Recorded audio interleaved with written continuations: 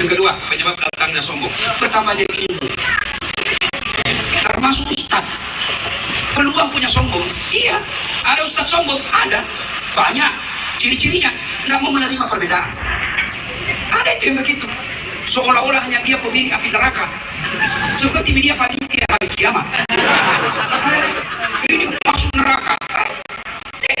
Punya. Ini bid'ah. Maulid bid'ah. Isra mi'raj bid'ah. Ya kan? Halal bid'ah. Tidak ada pada zaman Nabi. Bos, kalau definisimu bid'ah hanya karena tidak ada pada zaman Nabi, aku juga pakai itu Quran. Mushaf itu tidak ada pada zaman Nabi. Itu penamaan nama juz-juz itu tidak ada pada zaman Nabi. Penamaan surah juga tidak ada pada zaman Nabi. Kalau ada definisimu hanya karena tidak ada pada zaman Nabi. Kalau begitu, jangan kau ceramah pakai maling. Kenapa tidak ada pada zaman Nabi?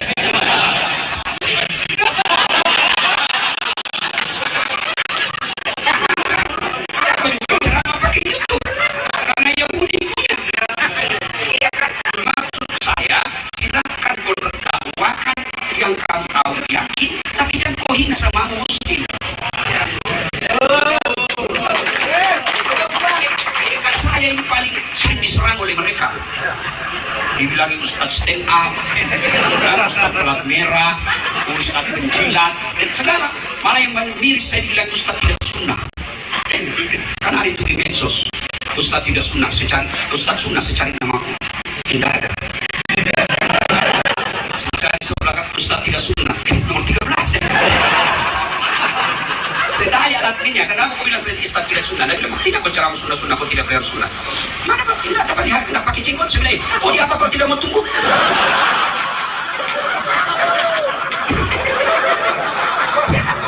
Kita bukan orang Arab. Yang harus kita sunnah diikuti itu adalah Muhammad Rasulullah. Muhammad bin Abdullah sebagai manusia, orang Arab, tidak harus kita ikuti. Tapi kalau mau ikuti silakan. Kalau ada orang tidak mau ikuti silakan. Saya bilang kamu saja kalau mau sunnah, definisi sunnah saja kau sudah salah. Kalau kau tidak, orang tidak jingkrak, kau anggap tidak sunnah, sunnah yang lain diamalkan. Namanya sunnah tidak harus dilakukan. Definisi sunnah otak saja sudah salah. Nah, sudah. Ada ustaz, ada juga yang apa yang kau mau sombongkan. Allah katakan kalau ada orang sombong begitu bos, tanya saja apakah ini Tuhan Islamin? Akan cuma apa itu? Baru Islamin kau tidak tahu. Yasin, apa artinya? Wa ma utitu minal ilm illa qalila, kata Allah. Saya tidak berikan kamu ilmu kecuali sangat sedikit. Jangan kau berlaku sombong.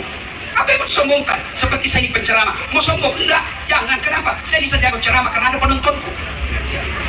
Bayangkan kalau saya ceramah di sini 2 jam berapi-api, tidak ada penonton. Lewat Pak Menteri ya. Iya kan? Ada yang kita sombongkan. Ada orang merasa ahli dibilang kedokteran. Ya kau sombong. Kau tidak ahli dibilang komputer. Kau ahli dibilang komputer, belum tentu kau bisa tambal ban. Kenapa Allah tidak kasih semua orang dibatasi? Supaya apa? Supaya kau punya ketergantungan. Kenapa punya ketergantungan? Kata Umar Rahman, roda kehidupan berjalan. Jadi jangan sombong. Yang ketiga, penyebab datangnya sombong, bertambahnya kekayaan. Yang tadinya rakyat biasa, Tuhan. Saya kalau dia orang kaya, pejabat, masih korup, saya bilang, apa tidak gitu? Kau punya ajudan, mobilmu dikasih plat, dikasih kopak uang, gajimu tinggi, dikasih ke rumah mewah, tapi tidak bersyukur. Akhirnya apa? Menghalalkan segala cara. Itu ingat bahayanya Pak. Kalau orang cinta dunia, kasih kekuasaan, berusaha kekuasaan. Biar dia cerdas, haus dunia, kasih kekuasaan. Kekuasaan itu merusak dirinya dan orang lain.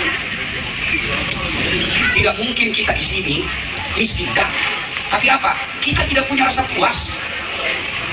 Siapalah kita ini? Masih muka-muka penuh dosa semua. Ini yang bicara. Oh, paling banyak dosa saya selama di Jakarta ini. Dosa makan. Lalu saya kopi, ilaha illallah, sama sebelah kanan kalian, lentik sebelah kiri dada, di depan paha, barang bagus semua. Kita punya dosa Pak. Lalu kau tidak mau merasa harus kau semua dipenuhi kebutuhan, namanya dosa. Kurang apa mulianya Nabi? Tidak pernah ada orang disakiti, musuhnya pun hormat sama dia. Akhlaknya baik, ibadahnya sampai bengkak betisnya kalau sholat sunnah. Tapi apa dia pernah merasa miskin? Tidak. Padahal pernah suatu ketika 3 hari 3 malam tidak makan sampai Hasan Husain pucat gara-gara cucunya tidak makan. Itu Nabi bos Nabi. Lalu kenapa kita banyak utang? Kenapa kita banyak proposal kiri kanan sampai hilang kita punya harga diri? Karena kau tidak merasa syukur dan puas dengan apa yang kau miliki. Tidak mungkin Allah ciptakan seorang hamba manusia tanpa Allah sertakan rezeki dengannya. Begini supaya gampang dipahami. Allah kasih kita rezeki 7 supaya enak gaya hidupmu 6. Masih ada sepingmu 1 tahun. Tapi yang jadi masalah Allah kasih ke 10 gaya hidupmu 15. Akhirnya pinjol. Ya baik kalau kau sendiri berutang tapi kau dapat kasih susah Pak Menteri. Minta apa ke Pak di situ bisa menunjukkan langsung apa. Kan berusaha. Ya, bersyukur dengan apa yang kita miliki pasti kaya. Buka boleh kau pakai buka puasa. Tapi kalau kira-kira 30 tahun mau ke sama bos. Sama. Curi-curi ya. Karena ada yang tanya saya Pak Menteri, dia bilang, akhir-akhir ini Ustaz ini saya sudah kurang semangat sama istri. Dia bilang, apa doanya Ustaz? Saya bilang, tidak perlu baca doa, tergantung lawan tanding. Ustaz, ada lagi yang tanya saya Pak Ustaz, apakah doanya itu supaya berani dihadapi istri? Saya bilang kalau ada doanya itu saya tidak kasih, kok saya tidak mau.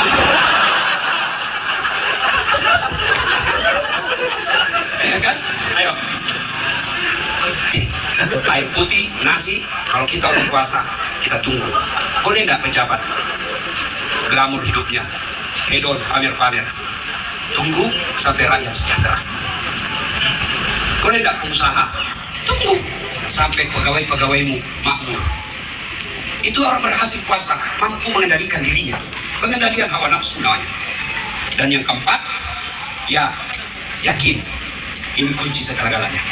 Yakin bahwa Allah melihat dan Allah mengetahui. KPK boleh kita permainkan. Barangkali karena kekuasaan dekat sama kita bisa atur. Polisi boleh, barangkali jaksa bisa atur. Tapi ketahui Allah Maha Tahu. CCTV boleh dimatikan, boleh dihancurkan. Tapi malaikat tidak mungkin bisa kesogok.